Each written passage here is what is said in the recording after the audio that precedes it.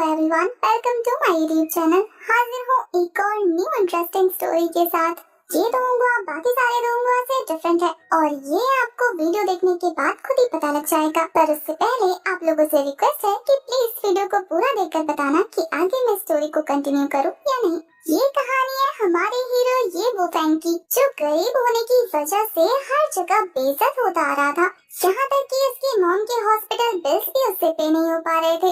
इन्हीं सब के दौरान एक दिन उसका काफी खतरनाक वाला एक्सीडेंट हो जाता है। इसके बाद जब उसे होश आता है तो उसे पता लगता है कि वो तो अब एक इमॉर्टल एल्केमिस्ट बन चुका है, जिसके पास एंशिएंट टाइम की मिस्टीरियस एल्केमी स्किल्स आ गई हैं और साथ ही काफी पावरफुल मार्शल आर्ट्स भी। और अब वो इन पावर्स का यूज करके कैसे कैसे कारनामे करने वाला है, ये हम इस स्टोरी में देखेंगे। तो कहानी की शुरुआत में हमें हमारे हीरो को बस स्टॉप पर दिखाया जाता है, जो वहाँ काफी ज्यादा परेशान होकर ये सोच रहा था कि अब उसकी मॉम की सर्जरी नहीं हुई तो वो एक ही दिन में मर जाएंगी और सर्जरी कराने के लिए उसे 5 लाख रुपए की जरूरत है। एक हाई स्कूल स्टूडेंट होने की वजह से उसके पास इतने पैसे नहीं है। अपने मेडिकल लाइसेंस एग्जाम को क्लियर करने के बाद उसे लग रहा था कि उसकी लाइफ काफी ज्यादा इजी हो जाएगी, पर उसके ऊपर तो मुसीबतों का पहाड़ टूट पड़ा है। वो इन्हीं सारी सोचों में बिजी था कि तभी उसका ध्यान जाता है कि एक छोटी बच्ची अपने फुटबॉल से खेलते हुए रोड के बीचों बीच पहुंच चुकी है। अब तक सिग्नल भी जो कि रेड था वो ग्रीन हो जाता है और उस लड़की को पता नहीं लगता। कारों के बीच में वो बुरी तरीके से फंस जाती है, तो उस छोटी बच्ची को गाड़ियों से बचाने के लिए वुफेंग तेजी से उसे बचाने के लिए दौड़ता है। पर तभी हम एक लड़की को दिखाते हैं जो कि कॉल्स को अवॉइड करते हुए स्पीड का ध्यान नहीं देती और वो सीधा आकर अपने फास्ट कार से वुफेंग को ठोक देती है। इस एक्सीडेंट की वजह से वुफेंग का काफी सारा ब्लड लॉस हो गया था। पर तभी हमें उसके पास मौजूद एक लॉकेट को दिखाते हैं जो कि अचानक से ग्लो करने लगता है। मरते हुए वुफेंग सिर्फ यही सोच रहा था कि कैसे उसके ग्रैंड पेरेंट्स ने उसे धक्के मारकर अपने घर से बाहर निकाल दिया था, ये कहते हुए कि वो अडॉप्टेड है और उनकी फैमिली का उससे कोई लेना देना नहीं। यहाँ तक कि उन्हें ये जान के भी फर्क नहीं पड़ता कि वुफेंग की मदर मरने वाली है। वो पैसा देने से साफ साफ इनकार करते हुए उसके मुंह पर दरवाजा बंद कर देते हैं। वुफेंग को सबसे ज्यादा रिग्रेट इसी बात का था कि वो अपनी मॉम को बचा नहीं पाया और वो ऐसे तो मरना नहीं चाहता था। तभी उसके गले में मौजूद लॉकेट से वो पेंडेंट गायब हो जाता है। वुफेंग अनकॉन्शियस हो गया था और उसके आसपास लोगों की भीड़ इकट्ठा हो गई थी। जिस लड़की की गाड़ी से उसे टक्कर लगी थी वो भी उसे देखने के लिए गाड़ी से बाहर आ चुकी थी और दूसरी तरफ वुफेंग होश में आने के बाद खुद को एक अजीब सी जगह देखकर काफी ज्यादा हैरान था। वो तो सोच रहा था कि क्या मैं मर गया हूँ और ये स्वर्ग है। तभी उसके सामने एक ओल्ड मैन अपीयर होते हुए कह रहा था कि बच्चे, ये तुम्हारी कॉन्शियस सी है। मैं अब तक तुम्हारे लॉकेट में सो रहा था, पर तुम्हारी काइंडनेस की वजह से मैं हजारों साल के बाद अवेक हो चुका हूँ। मेरा नाम ये शाओ याओ है और तुम मुझे अपना मास्टर समझो, जो कि एंशिएंट टाइम का एक इमॉर्टल एल्केमिस्ट हुआ करता था। और तुमने अपने काइंडनेस से ये साबित कर दिया कि तुम मेरी पावर के लायक हो, इसलिए आज से मेरी सारी पावर मैं तुम्हें इनहेरिट कराता हूँ। ये बोलने के बाद वो वुफेंग को काफी सारे मार्शल आर्ट टेक्निक सिखाते हैं, जो टेक्निक सीखने के बाद वुफेंग वही प्रैक्टिस करते हुए उन्हें काफी अच्छे से मास्टर कर लेता है। इन टेक्निक्स को परफॉर्म करते हुए वुफेंग कह रहा था कि ये तो काफी ज्यादा पावरफुल है। इससे पहले कि उसे उसके सवालों के जवाब मिलते, मास्टर शाओ याओ की सारी एल्केमी टेक्निक्स भी उसकी बॉडी में स्टोर हो जाती है। उसके आगे एंशिएंट टाइम की हजारों किताबें मौजूद हो गई थी और वो एक एक करके उसकी बॉडी में एब्जॉर्ब होने लग जाती है। इन एंशिएंट किताबों में काफी सारे मेडिसिन, हर्ब्स और जड़ी बूटियों के बारे में बताया गया था। वो उन बुक्स को एब्जॉर्ब करते हुए कह रहा था कि ये टेक्निक्स मुझे इतनी आसानी से मिल गई। इतनी अमेजिंग स्किल्स को हासिल करने के बाद वो बहुत ज्यादा खुश हो गया था। पर फिर अचानक से एक झटके से उसकी आंखें खुल जाती हैं। होश में आने के बाद उसकी बॉडी में काफी ज्यादा पेन हो रहा था और वो खुद को रियल वर्ल्ड में देखकर बहुत हैरान होता है। उसे समझ नहीं आ रहा था कि जो उसने अभी थोड़ी देर पहले देखा क्या वो सपना था। इसका मतलब वो जिंदा है, पर फिर उसे उसकी बॉडी में इतनी एक्सट्रीम पावर फील क्यों हो रही है। यहाँ तक कि होश में आने के बाद भी उसे वो सारी की सारी मिस्टीरियस मेडिकल स्किल्स भी बहुत अच्छे से याद है। इसका मतलब क्या वो सपना नहीं था। मुझे सच में एक एंशिएंट एल्केमिस्ट की पावर इनहेरिट हुई है। वो ये सब सोच ही रहा था कि तभी वो लड़की आ जाती है जिसकी गाड़ी से उसकी ठुकाई हुई थी। इस लड़की का नाम किंशु है, जिसने उसे हॉस्पिटल में एडमिट किया था। वो वुफेंग से अपनी उस हरकत के लिए माफी मांगने लगती है। वो फैंग कहता है कि उसकी कोई जरूरत नहीं है, वैसे भी मैं ठीक हूँ, शायद थोड़ा सा धक्का लगा होगा और मैं शॉक की वजह से बेहोश हो गया होऊंगा। पर किंग चूचू से बताती है कि नहीं, तुम तो पूरे एक दिन से बेहोश हो, यहाँ तक कि तुम्हारे घाव भी बड़ी जल्दी हील हो गए। स्टिचेस करने के बाद भी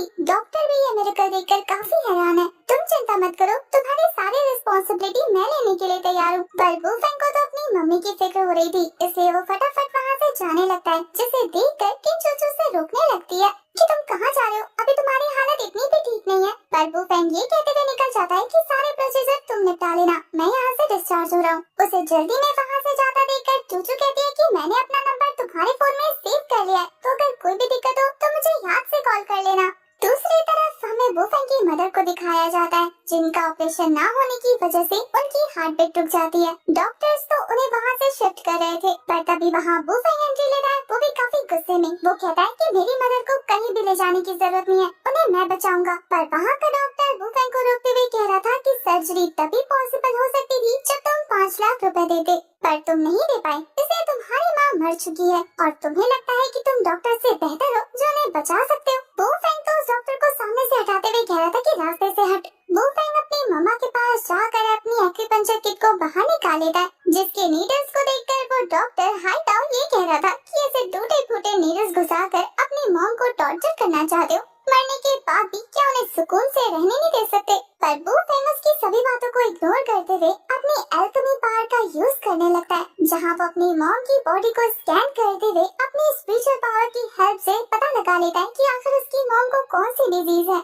और फिर अपने पास मौजूद उन सारी एल्केमी बुक्स में से उसका सारा का सारा क्योर ढूंढ लेता है। इसके बाद वो अपनी एंशिएंट एल्केमी टेक्निक परफॉर्म करते हुए अपनी मदर की बॉडी में जगह जगह नीडल इंजेक्ट कर चुका था, और उसके थ्रू वो अपनी स्पिरिचुअल पावर को लगातार ट्रांसफर करने लगता है। डॉक्टर हाइटाओ अभी भी बकवास किए जा रहा था कि जाकर अपनी मॉम के फ्यूनरल की तैयारी करने लगो, इस तरीके से टाइम वेस्ट करोगे तो तुम्हारी मॉम को ही तकलीफ होगी। वो फैंग कहता है कि मेरी माँ जिंदा है, तो इसलिए ज्यादा बकवास करने की जरूरत नहीं। हाइटाओ ये सुनकर शॉक होते हुए कह रहा था कि क्या तुम्हें कोई दिमागी बीमारी है या फिर अंधे हो, तुम्हें तुम्हारी मॉम की हालत दिख नहीं रही है। पर वहीं दूसरी तरफ वो फैंग की टेक्निक की हेल्प से उसकी मॉम की हार्ट बीट धीरे धीरे वापस आ रही थी। वो फैंग के सारी की सारी टेक्निक को कंप्लीट करने के बाद उसकी मॉम होश में आ जाती है। उनकी हार्ट बीट बिल्कुल पहले की तरह स्टार्ट हो चुकी थी। पर ये देखकर वो दोनों डॉक्टर और नर्स बुरी तरीके से हैरान थे, क्योंकि एक मरा हुआ इंसान उनकी आंखों के सामने जिंदा हो गया। उन दोनों को इस चीज पर यकीन नहीं हो रहा था। वहीं दूसरी तरफ वो फैंग की मॉम कहती है कि मैं तो बहुत ज्यादा बीमार थी ना, फिर मैं होश में कैसे आ गई। पर वो फैंग अपनी मम्मा को समझाता है कि अब वो पूरी तरीके से ठीक है और अब वो घर जाने के लिए बिल्कुल रेडी है। डॉक्टर हाइटाओ ये देखकर अभी भी किलस रहे थे। वो फैंग से कहते हैं कि इतनी जल्दी भी क्या है घर जाने की, पहले अपने मेडिकल एक्सपेंस तो चुकाओ। उसके ये बोलते ही नर्स काफी सारे रिसिप्ट लाकर वो फैंग को पकड़ा देती है, और उसका टोटल बिल बन रहा था 3,90,000 रुपए। वो फैंग की मदर इतना बड़ा अमाउंट देखकर बहुत ज्यादा शॉक थी।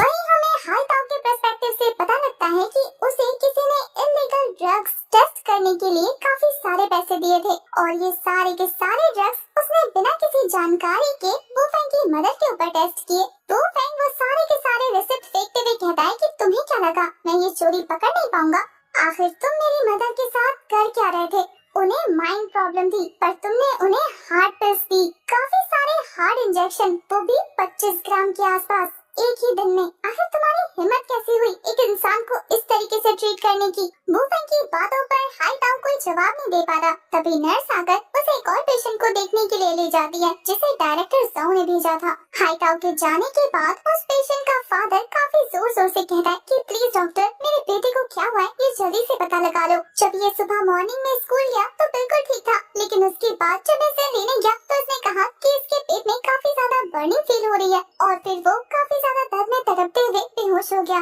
डॉक्टर हाइटाओ कहता है कि कोई दिक्कत की बात नहीं है, तुम्हारे बच्चे को बस छोटा सा कोल्ड हुआ है, और कोल्ड में इस तरीके की बर्निंग सेंसेशन होती है जिसके लिए मैं उसे एंटीसेप्टिक देने वाला हूँ। ये सुनकर वो फैंग कहता है कि क्या बकवास कर रहे हो, क्या तुम्हें दिख नहीं रहा कि उस लड़की को कोल्ड नहीं हुआ है, और अगर तुमने वो एंटीसेप्टिक इंजेक्शन उसे इंजेक्ट किया तो उससे उसकी हालत और ज्यादा खराब हो जाएगी। वो फैंग को इस तरीके से उसके बीच में बोलता देखकर वो काफी गुस्से में वो फैंग से कहता है कि तुम्हारा मसला खत्म हो चुका है, इसलिए अब चुपचाप अपना बिस्तर बांधो और यहाँ से दफा हो जाओ। मेरे पेशेंट और मेरे ट्रीटमेंट के बीच में पड़ने की जरूरत नहीं है। ये मेरा पेशेंट है और मुझे इसकी हालत देखकर पता लग गया है कि मुझे इसे कैसे ट्रीट करना है। उसके आगे वुफेंग कुछ भी नहीं कह पाता, पर उसे काफी ज्यादा गुस्सा आ रहा था।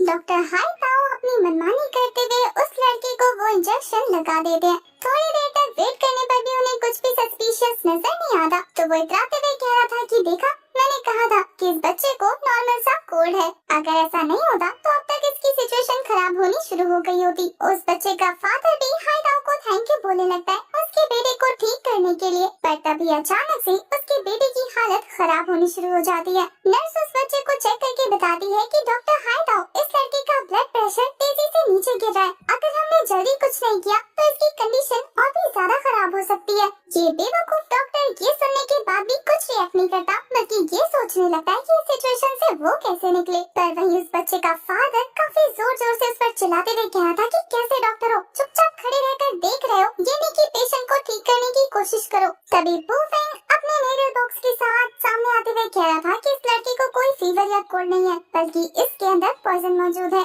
और फिर वो अपने एक्यूपंक्चर किट में से एक नीडल निकालकर उस बच्चे पर पॉइंट कर देता है, जिसे देखकर तो हाइताओ उसे काफी अच्छे से ये काम करने दे रहा था, क्योंकि उसके अकॉर्डिंग अब जो भी ब्लेम होगा वो आराम से वुफेंग के ऊपर शिफ्ट कर देगा। तो फिर लोगों को ये लगेगा कि गलती हाइताओ की नहीं बल्कि वुफेंग की थी। ये सोचकर तो वो मुस्कुराने लगता है कि बड़ी जल्दी है ना दूसरों के बछड़ों में टांग अड़ाने की। वही वुफेंग उस बच्चे की बॉडी में जगह नीडल इंजेक्ट कर चुका था। ये देखने के बाद उस लड़के का फादर वुफेंग पे भड़कने लगता है कि आखिर तुम हो कौन और मेरे बेटे के साथ कर क्या रहे हो? तुम तो एक डॉक्टर भी नहीं हो, फिर तुम्हारी हिम्मत कैसे हुई मेरे बेटे को ट्रीटमेंट देने की? पर तभी अचानक से नर्स बताती है उस आदमी को कि आपका बेटा इम्प्रूव हो रहा है। वुफेंग अभी भी अपने एल्केमी स्किल्स का यूज कर रहा था, साथ ही अपनी स्पिरिचुअल पावर से उस लड़के को हील कर रहा था, जो देखकर तो हाइताओ की आंखें बाहर आ जाती है, क्योंकि उसे लगा था कि पहली बार वुफेंग का तुक्का लगा था। पर वुफेंग के पास सच में मेडिकल स्किल्स है ये उसे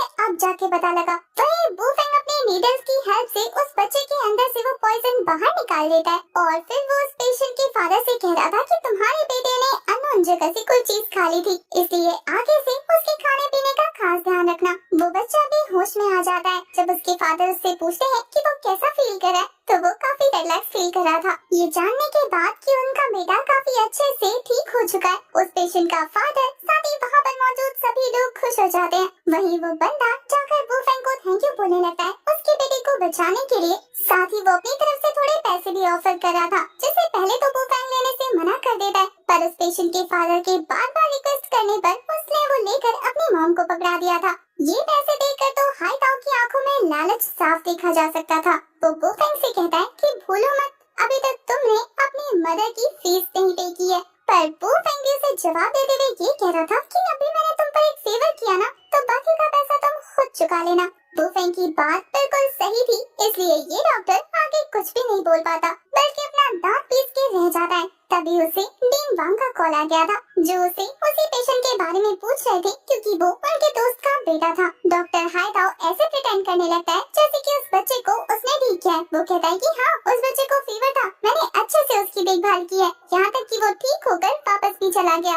ये सुनकर डीन वांग उससे इम्प्रेस हो जाते हैं, साथ ही वो और हाइताओ को ऐसी खबर सुनाते हैं जिसे सुनकर वो और ज्यादा शौक होते हुए कहता है कि क्या मुझे और भी छोटे छोटे बच्चों को ठीक करना है जिन्हें सेम बीमारी है? ये खबर ऐसी थी कि उसके पाँव के नीचे से जमीन ही खिसक जाती है। वहीं वुफेंग उसके मजे लेते हुए कह रहा था कि डॉक्टर हाइताओ थैंक यू आपका, वरना इस तरीके का शो हम एंजॉय नहीं कर पाते। कुछ ही मिनटों में डीन वांग एक और सबऑर्डिनेट डॉक्टर के साथ उस वार्ड में एंटर हो जाते हैं, जिन्हें देखने के बाद ये डॉक्टर हाइताओ हमारे वुफेंग से कहता है कि अपना मुंह बंद रखना। अगर डीन वांग को किसी भी तरीके से ये पता लगा कि उस बच्चे को तुमने ट्रीट किया है, तो फिर हम दोनों ही काफी बड़ी मुसीबत में पड़ सकते हैं। तुम्हें इल्लीगल तरीके से किसी पेशेंट को ट्रीट करने की वजह से 6-7 साल की जेल हो सकती है, और तुम्हें ये काम करने देने की वजह से मेरा लाइसेंस भी जब्त हो सकता है। इस बार तो मैं तुम्हारे लिए ये सिचुएशन हैंडल कर लूंगा, इसलिए ज्यादा होशियारी मत दिखाना। ये बोलकर वो तो वहाँ से निकल जाता है। वहीं उसके जाने के बाद वुफेंग कह रहा था, इसे क्या मैं इतना बेवकूफ लगता हूँ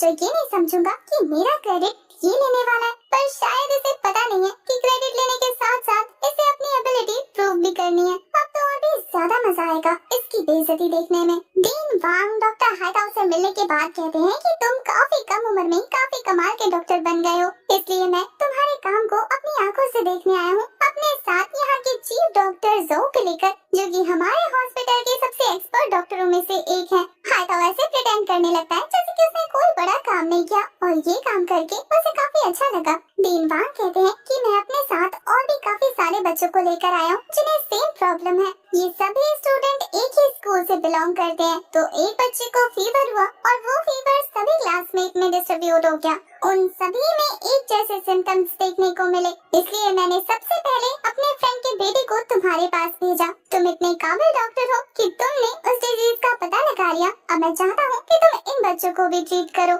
मैं यहीं रहकर तुम्हारे काम को ऑब्जर्व करने वाला हूँ ताकि मैं हाई ऑफिशियल्स को इस चीज की रिपोर्ट कर सकूँ कि तुम कितने अच्छे डॉक्टर हो। तुम्हें इसके लिए काफी बड़ा क्रेडिट दिया जाएगा। तभी डीन वांग की नजर बू फेंग और उसकी मदर पे जाती है। वो कहते हैं कि ये दोनों कौन है।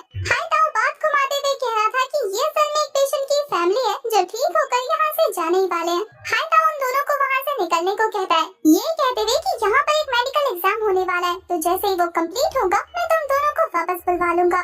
वार्ड से बाहर निकलने के बाद बू फेंग की मदर कहती है कि हम जाकर तुम्हारे अंकल से 2 लाख रुपए उधार लेकर डॉक्टर हाइताओ को देकर यहाँ से डिस्चार्ज हो जाएंगे। पर वो फेंग कहता है कि इस डॉक्टर हाइताओ को तो मैं एक चवन्नी भी नहीं देने वाला, क्योंकि इसने कुछ भी नहीं किया है। तभी उन दोनों के आगे एक आदमी अपने बच्चे को लेकर काफी तेजी से उस वार्ड की तरफ आगे जा रहा था, क्योंकि उसका बचाव काफी सीरियस था। वार्ड के अंदर जाने के बाद उस बच्चे का फादर कहता है कि मेरे बेटे को 40 डिग्री बुखार है, मैं चाहता हूँ कि आप जल्दी से जल्दी इसका इलाज करें। ये सुनकर डीन वांग हाइताओ से कहते हैं कि तुमने सुना ना उन्होंने क्या कहा, तो जल्दी से जल्दी इनके बेटे की ट्रीटमेंट स्टार्ट करो। वैसे तो इस बंदे को आता जाता कुछ भी नहीं है, ऊपर से ये बू फेंग के उस बॉक्स को लेकर शो ऑफ करने लगता है। वो उस एक्यूपंक्चर किट में से उसके नीडल्स को यूज करने वाला था, जिसे देखकर डॉक्टर जाओ कहते हैं कि तुम ये क्या करने वाले हो। हाइताओ बू फेंग की बताई हुई नॉलेज को इनके साथ शेयर करने लगता है कि असल में इस बच्चे को फूड पॉइजन हुआ है और मैं अपने एक्यूपंक्चर टेक्निक से इसके पॉइजन को बाहर निकालूंगा, जिससे ये लड़का बिल्कुल ठीक हो जाएगा। डीन तो उसकी बातों से इम्प्रेस होते हुए कह रहे थे कि डॉक्टर हाइताओ आपको तो काफी सारी चीजों की नॉलेज है, इसलिए ज्यादा टाइम ना वेस्ट करते हुए आप जल्दी से जल्दी ट्रीटमेंट स्टार्ट करिए। वैसे तो इस बंदे को एक्यूपंक्चर की कोई नॉलेज नहीं थी, पर इसे लगा था कि अगर बू फेंग इधर उधर सुई घुसा के किसी को ठीक कर सकता है तो मैं क्यों नहीं। आखिर एक नीडल इंजेक्ट करने के लिए कितनी ही नॉलेज की जरूरत है।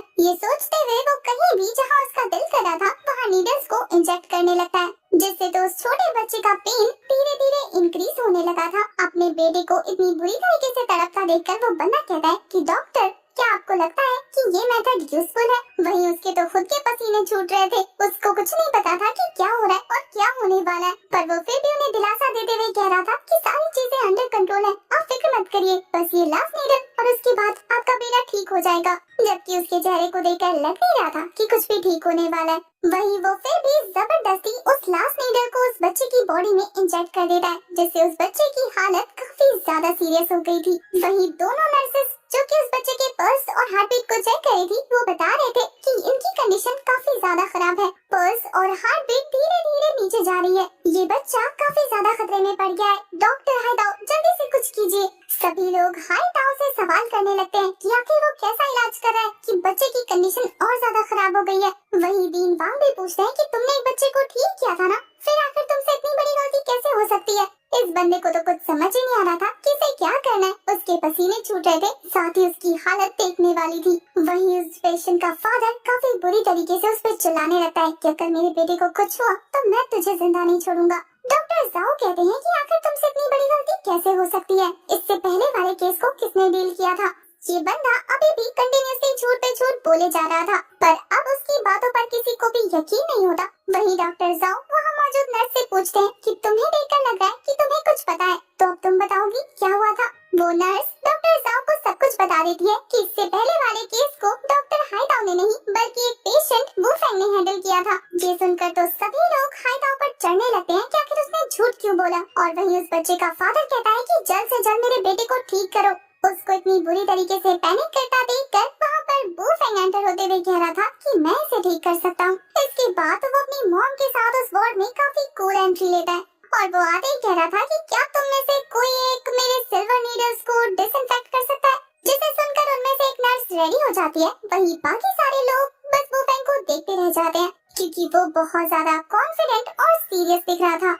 वो फैंग को देखने के बाद उस बच्चे का फादर उसके पास आकर कह रहा था कि तुम्हें जो भी चाहिए मैं देने को तैयार हूँ, बस मेरे बेटे को ठीक कर दो। मेरे बेटे को ठीक करने के बदले मैं तुम्हारी कोई भी कंडीशन मानने को तैयार हूँ। ये सुनकर तो हाईताओ के कान खड़े हो जाते हैं, क्योंकि वो कुछ भी बर्दाश्त कर सकता है, लेकिन वो फैंग का भला नहीं। पर वो फैंग मुंह बनाते हुए कह रहा था कि एक पेशेंट को देखने के लिए मेरी कोई कंडीशंस नहीं है, क्योंकि मैं एक डॉक्टर हूँ और ये मेरा काम है। ये बोलने के बाद वो उस पेशेंट के पास चला जाता है। उसकी इस हरकत पर सभी लोग काफी ज्यादा शॉक थे। वही वो फैंग उस पेशेंट की नब्ज को चेक करते हुए समझ आता है कि वो जो पॉइजन है वो उसकी बॉडी में जगह जगह नीडल्स लगाने की वजह इधर उधर फैल गया है। अब तक नर्स वो फैंग के एक्यूपंक्चर नीडल्स को डिसइंफेक्ट करके ला चुकी थी। वो फैंग उन नीडल्स को लेने के बाद अपने एक्यूपंक्चर स्किल्स का यूज करते हुए उन नीडल्स को इंजेक्ट कर देता है। उसकी ये अमेजिंग स्पिरिचुअल पावर वाली एल्केमी देखने के बाद वहाँ मौजूद सभी लोग बहुत ज्यादा शॉक थे। सब ये देखकर हैरान थे कि वो फैंग कैसे अपनी स्पिरिचुअल पावर को उस बच्चे में ट्रांसफर कर रहा है। वो फैंग के थोड़ी देर उस टेक्निक को परफॉर्म करने के बाद उस बच्चे की हालत में काफी ज्यादा सुधार आ गया था। ये देखकर उस बच्चे का फादर एक्साइट हो जाता है। वही वो फैंग एक झटके से उन सभी नीडल्स को बाहर निकालते हुए उनके साथ बॉडी में मौजूद पॉइजन भी बाहर निकाल लेता है। ऐसा करते ही उस बच्चे को इंस्टेंट होश आ गया था और वहाँ मौजूद वो फेमस डॉक्टर और डीन वांग को पता लग जाता है कि वो फैंग कितना ज्यादा अमेजिंग है अपने काम में। वही वो छोटा बच्चा होश में आने के बाद वो फैंग से कहता है कि क्या आप ये सारी सुइयां मेरे अंदर इंजेक्ट करने वाले हैं? पर उसके फादर उसे समझाते हैं कि नहीं, अब तुम काफी ज्यादा ठीक हो चुके हो, तो हम ये नहीं करेंगे। उस पेशेंट का फादर बुफेंग से कहता है कि क्या आगे इसकी बॉडी में कोई और चेंजेस देखने को मिल सकते हैं? बुफेंग कहता है कि मैंने इसकी बॉडी से ऑलरेडी सारा टॉक्सिन बाहर निकाल लिया है, लेकिन मैं चाह रहा हूँ कि फिर भी आप इसे कुछ मेडिसिन प्रिस्क्राइब करके दे देना। इसके बाद आपको किसी तरह की कोई दिक्कत नहीं होगी। उस पेशेंट का फादर हमारे बुफेंग के लिए काफी ज्यादा शुक्रमंद था। वो कहता है कि तुमने मेरे बेटे को नहीं बचाया, बल्कि पूरी डोंग फैमिली की जनरेशन को बचाया है। मिस्टर डोंग बुफेंग से कहते हैं कि क्या तुम मेरे दोस्त बनना चाहोगे? बुफेंग कहता है कि जितना पैसा और वेल्थ आपके पास है, आपके तो हजारों दोस्त होंगे इस पूरी दुनिया में। पर मिस्टर डोंग का कहना था कि इस दुनिया में चाहे आपके कितने ही दोस्त क्यों न हो, आपके पास कितना ही पैसा क्यों न हो, लेकिन जब आपकी जान पे आती है तो एक अच्छा डॉक्टर ही आपको बचा सकता है। और मेरे आसपास मौजूद लोग तो सिर्फ पैसे के भूखे हैं। मैं चाहता हूँ कि मैं लाइफ टाइम तक तुमसे दोस्ती बना के रखूं, क्योंकि तुम एक अच्छे और सच्चे इंसान हो। साथ ही तुम्हारी स्किल्स तो मैंने अपनी आंखों से देखी है। मिस्टर डोंग बुफेंग से कहते हैं कि तुम अपना नंबर दो, या फिर एक काम करना, मैं कुछ दिनों बाद रेस्टोरेंट ओपन करने वाला हूँ जो दुनिया की सारी कंट्री में मेरे ब्रांड का एक ब्रांच ओपन करेगा। तो मैं चाहता हूँ कि तुम ओपनिंग पार्टी में जरूर आना। वहाँ मौजूद सभी लोग ये सुनने के बाद हैरान थे कि ये बंदा कितना ज्यादा रिच है, और साथ ही अब बुफेंग की इस बंदे के साथ दोस्ती हो गई है। वहीं जिसकी बुफेंग ने जान बचाई थी, वो छोटा बच्चा भी उससे बहुत ज्यादा अटैच हो चुका था। उनके वहाँ से जाने के बाद डीन वांग बुफेंग के पास आकर कहते हैं कि अब जब तुमने 2 बच्चों को बचा लिया है, तो कुछ पेशेंट और हैं जिन्हें मैं चाहता हूँ कि तुम देखने में हमारी हेल्प करो। बुफेंग कहता है कि इसमें हेल्प क्या करना, पेशेंट को देखना मेरा फर्ज है। ये बोलकर वो डीन वांग के साथ निकल जाता है बाकी पेशेंट्स को भी ठीक करने के लिए। बुफेंग ने सक्सेसफुली बाकी बच्चों के बॉडी से भी पॉइजन निकाल दिया था। पेशेंट को ट्रीट करने के बाद डीन वांग बुफेंग से कहते हैं कि तुम जानते नहीं हो कि तुमने हमारी कितनी बड़ी हेल्प की है। आज का इंसिडेंट पूरे मेकिंग सिटी में चर्चा का विषय बना बैठा है, क्योंकि आज जितने भी बच्चे हमारे हॉस्पिटल में एडमिट हुए थे, वो सभी नामी दामी फैमिली से बिलोंग करते हैं। इसलिए काफी सारे बड़े बड़े ऑफिशियल्स की नजर हमारे हॉस्पिटल पर थी। अब वो बच्चे ठीक है, यानी कि हमारे हॉस्पिटल की रेपुटेशन भी अब बच गई है। तो मैं चाहता हूँ कि हमारे लिए इतना बड़ा फेवर करने के बदले तुम्हें अगर हमसे कोई हेल्प चाहिए तो जरूर बताना। बुफेंग मुस्कुराते हुए कहता है कि डीन वांग, मुझे एक हेल्प तो चाहिए। डीन वांग के पूछने पर बुफेंग अपने पास से वो रिसिप्ट निकाल कर दिखाता है जो उसे डॉक्टर हाईताओ ने दिए थे। वो उन्हें दिखाकर कह रहा था कि इसका बिल चेक करिए, मैं 24 घंटे पहले आपके हॉस्पिटल में एडमिट हुआ था अपनी मॉम को लेकर। उन्हें दिमागी प्रॉब्लम थी और डॉक्टर हाईताओ ने 24 घंटे में उन्हें 17 से ज्यादा इंजेक्शन इंजेक्ट किए, जो उनकी बीमारी से जरा से भी रिलेट नहीं करते। उन्होंने कुल मिलाकर मुझे 3,80,000 का बिल थमाया है। क्या इन मेडिकल बिल्स को देखने के बाद आपको लगता है कि मैं इतना बिल डिजर्व करता हूँ? दोनों जने हाईताओ के दिए हुए उस रिसिप्ट को अच्छे से चेक करते हैं, और इसके बाद तो वो हाईताओ की क्लास लगाना शुरू कर चुके थे कि आखिर तुम्हारी हिम्मत कैसे हुई पेशेंट को इस तरीके से परेशान करने की और हमारे हॉस्पिटल का नाम खराब करने की कि हम इतने ज्यादा महंगे हैं। हाईताओ तो डर के मारे उनसे एक मौका मांगता है ताकि वो खुद को एक्सप्लेन कर सके, पर डॉक्टर जाओ उसे ये कहते हुए हॉस्पिटल से फायर कर देते हैं कि हमें तुम्हारी एक्सप्लेनेशन की कोई जरूरत नहीं है। तुमने इस हॉस्पिटल में रहकर मेडिकल करप्शन किया है, जो कि हमारे एथिक्स के खिलाफ है, और मैं नहीं चाहता कि तुम्हारे जैसा पैसों का लालची डॉक्टर इस हॉस्पिटल में रहे। हाय ताऊ तो डॉक्टर जाओ के पैरों में गिरकर कह रहा था कि डॉक्टर मुझे एक चांस तो दीजिए, मैं दोबारा ऐसा कभी नहीं करूँगा, मुझसे बहुत बड़ी गलती हो गई। हाय ताऊ की बात सुनने के बाद बुफेंग आगे आते हुए कह रहा था कि हमें इसे एक चांस देना चाहिए। हाय ताऊ तो खुश हो जाता है कि बुफेंग उसकी साइड ले रहा है। वो कह रहा है हाँ बिल्कुल देना चाहिए। बुफेंग कहता है कि बिल्कुल, इसे थोड़ा टाइम तो लगेगा ना अपने इस इल्लीगल काम को पुलिस के सामने एक्सप्लेन करने में, तो एक चांस तो बनता है। हाय ताऊ तो ये सुनकर वहाँ से दुम दबा के भागने लगा था, क्योंकि बुफेंग अब उसे पुलिस में जो देने वाला है। पर बुफेंग काफी स्टाइल में अपने एक्यूपंक्चर नीडल को निकालकर उसके नेक में इंजेक्ट कर चुका था, जिससे हाय ताऊ की बॉडी पर उसका कंट्रोल नहीं रहता और वो नीचे बैठ जाता है। हाय ताऊ तो जोर जोर से रोते हुए बुफेंग से रिक्वेस्ट करने लगता है कि मेरे घर में बूढ़े लोग हैं, मुझे पुलिस के हवाले मत करो वरना मेरा करियर खत्म हो जाएगा। बुफेंग काफी ज्यादा गुस्से में कहता है कि तुम्हारी हिम्मत कैसे हुई खुद को विक्टिम दिखाने की? जब तुम उन लाचार पेशेंट्स की जिंदगी से खेलते हो तब तुम्हें समझ नहीं आता कि उन पर क्या बीतती होगी, या वो इतना अमाउंट कहाँ से लाएंगे, अपने लोगों को कैसे बचाएंगे। तुम जैसे लोगों पर तरस खाना बेवकूफी है। मैं चाहता हूँ कि तुम जैसे लोगों पर सबसे बड़ा रहम यही होगा कि तुम्हें पुलिस के हवाले कर दिया जाए। ये बोलकर बुफेंग उसे जाने नहीं देता बल्कि पुलिस के हवाले कर देता है। जब वो हॉस्पिटल से जा रहा था तो डीन वांग उससे पूछते हैं कि आखिर तुमने ये चाइनीज मेडिसिन कहाँ से सीखे? तुम्हारे टीचर का नाम क्या है जिन्होंने तुम्हें ये मेडिकल स्किल्स सिखाई? बुफेंग तो काफी मुस्कुरा कर कहता है कि मैं कोई चाइनीज डॉक्टर नहीं हूँ, बल्कि मैं तो एंशिएंट मेडिसिन के बारे में अभी भी पढ़ाई कर रहा हूँ। ये सुनकर डीन वांग काफी ज्यादा शॉक थे। वहीं बुफेंग उनसे सच बोलते हुए ये कह रहा था कि मेरे मास्टर तो कब के रिटायर हो चुके हैं। पर डीन वांग तो ये सोच सोच के इम्प्रेस हो रहे थे कि आखिर हमारा बुफेंग कौन से स्कूल्स में पढ़ रहा है जहाँ पे इतनी ज्यादा हाई लेवल की एंशिएंट मेडिकल स्किल्स को सिखाया जाता है। वो दोनों तो बुफेंग से कहते हैं कि क्यों ना तुम हमारे हॉस्पिटल को ज्वाइन करो, हम तुम्हें काफी अच्छी पोस्टिंग और सैलरी देंगे। बुफेंग तो ये कहते हुए मना कर देता है कि मेरी एक मॉम है और मुझे उनका ध्यान रखना है, इसके बारे में मैं बाद में सोचूंगा, और इसके अलावा मुझे एक और चीज की इन्वेस्टिगेशन करनी है। उन दोनों के पूछने पर कि किस चीज की इन्वेस्टिगेशन करनी है, बुफेंग उस हॉस्पिटल की तरफ देखते हुए काफी सीरियस होकर कहता है, आज जब मैंने उन बच्चों को ट्रीट किया जिन्हें फूड पॉइजन हुआ था, तो मुझे पता लगा कि वो नॉर्मल फूड पॉइजन से काफी ज्यादा डिफरेंट था, और साथ ही मुझे नहीं लगता कि उनका बीमार पड़ना इस तरीके से कोइंसिडेंस हो सकता है। उन बच्चों की बॉडी में मौजूद पॉइजन के पीछे एक कहानी है। जब मैंने उनकी बॉडी से वो पॉइजन निकाला तो मैंने काफी डेविल ऑरा फील किया, और वो इविल ऑरा उन दोनों डॉक्टर को भी दिखाता है। वो दोनों डॉक्टर भी इस तरीके के पर्पल इविल स्पिरिट्स को देखकर काफी ज्यादा हैरान थे। डीन वांग कहते हैं, तो तुम्हें क्या लगता है कि उन बच्चों को जानबूझ के पॉइजन दिया गया था? बुफेंग मना करते हुए कहता है कि मुझे लगता है कि बात इससे भी ज्यादा सीरियस है। मैंने जब उन बच्चों को ट्रीट किया था तो जिस तरीके का टॉक्सिन मैंने उनकी बॉडी से बाहर निकाला, उसी तरीके के एक मेडिसिन के बारे में मेरी मॉम के रेसिप्ट में लिखा था। मुझे लगता है कि कोई जानबूझ के ये सब कर रहा है, वरना आप ही सोचो कि अगर ऐसा नहीं होता तो आप में से इतने बेहतर डॉक्टर भी उन बच्चों को हेल्प क्यों नहीं कर पा रहे थे? किसी ने जानबूझ के ये मुसीबत हमारे सामने खड़ी की थी। वो डॉक्टर्स भी बुफेंग की बातों से एग्री थे। तभी बुफेंग की मॉम आ जाती है और वो वहाँ से जाने की परमिशन लेता है। बुफेंग जाते जाते उन दोनों डॉक्टर से कह रहा था कि इस मामले में थोड़ा अच्छे से जाँच कीजिएगा। वहीं उसके जाने के बाद डीन वांग डॉक्टर जाओ से कहते हैं कि जल्दी से जल्दी हॉस्पिटल में एक सीरियस मीटिंग बुलाओ, मुझे इस मामले की तह तक जाना है और इसके बारे में इन्वेस्टिगेट करना है, जिसके लिए उस मीटिंग में सभी ऑफिशियल्स का होना जरूरी है। इसके बाद नेक्स्ट सीन में हमें एक अमीर बाप के बिगड़े हुए शहजादे को दिखाया जाता है, जो अपनी महंगी गाड़ी और काफी सारे फूलों के बुके के साथ एक लड़की को इम्प्रेस करने के लिए बीचों बीच खड़ा था सड़क के। लोग उसकी रॉयल्टी देखकर काफी ज्यादा इम्प्रेस हो रहे थे कि देखो कितना हैंडसम है, कितना अमीर है। दूसरी तरफ हमें बुफेंग को दिखाते हैं, जो लिंग नाम के पर्सन को कॉल कर रहा था। वो काफी परेशान होते हुए कहता है कि जब से मेरी मॉम हॉस्पिटलाइज है तब से मेरी उससे बात नहीं हुई। खैर छोड़ो, फिलहाल मैं बिजी हूँ, जब मैं फ्री होऊंगा तो जाकर उससे बात कर लूंगा। फिलहाल तो मुझे फार्मेसी से अपनी मॉम के लिए कुछ मेडिसिन लेने हैं। तभी रास्ते में जाते हुए हमारे बुफेंग की नजर उसी लड़के पर पड़ती है। वो देखकर कहता है कि चेहरा पूरा पीला पड़ा हुआ है, बॉडी में कोई जान नहीं है, पक्का एक नंबर का नशेड़ी है।